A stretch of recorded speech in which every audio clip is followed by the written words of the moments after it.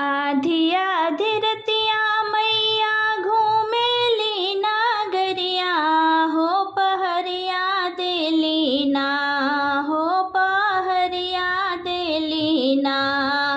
कोई जागल आधी रतिया हो पहरिया देली ना। के जागल आधी रतिया हो पहरिया देली ना। आधी आधी रतिया हो मैया घूमेली नगरिया हो पहरिया देली ना। के जागल आधी रतिया हो पहरिया देली ना।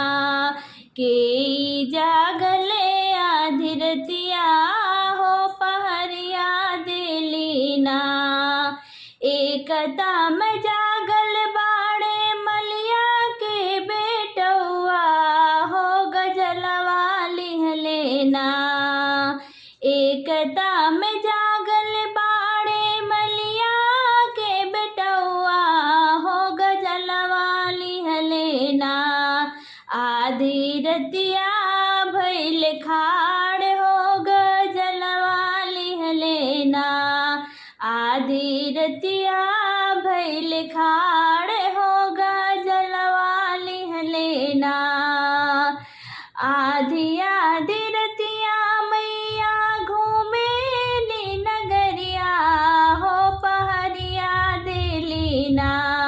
के जागल आधी रतिया हो पहरिया देली ना। एकता में जागल बाड़े कोहरा के बेटौआ हो कलशवा लिहलेना। एकता में जागल बाड़े कोहरा के बेटौआ हो कलशवा लिहलेना। बाड़े आधी रतिया भइल खाड़ हो कलशवा लिहलेना। बाड़े आधी रतिया खाड़ हो कलशवा लिहलेना। आधी आधी रतिया मैया घूमेली नगरिया हो पहरिया देली ना। के जागल आधी रतिया हो पहरिया देली ना। के जागल आधी रतिया हो पहरिया देली ना।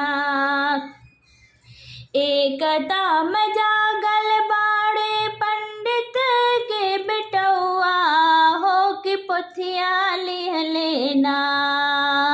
एकता में जागल बाड़े पंडित के बेटौआ हो कि पोथिया लिहलेना। बाड़े आधी रतिया खाड़ हो कि पोथिया लिहलेना।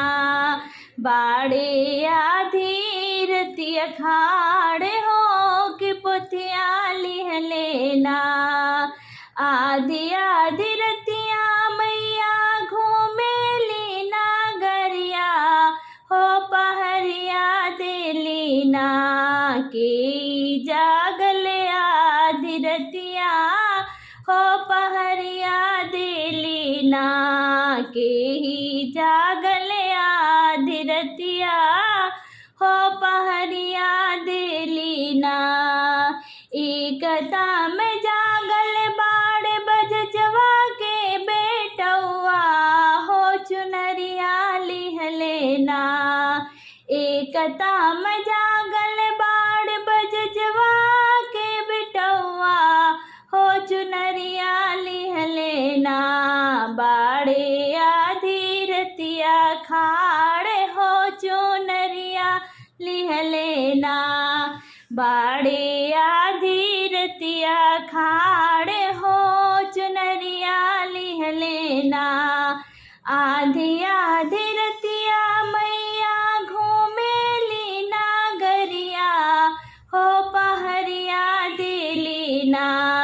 के जागल आधी रतिया हो पहरिया देली ना।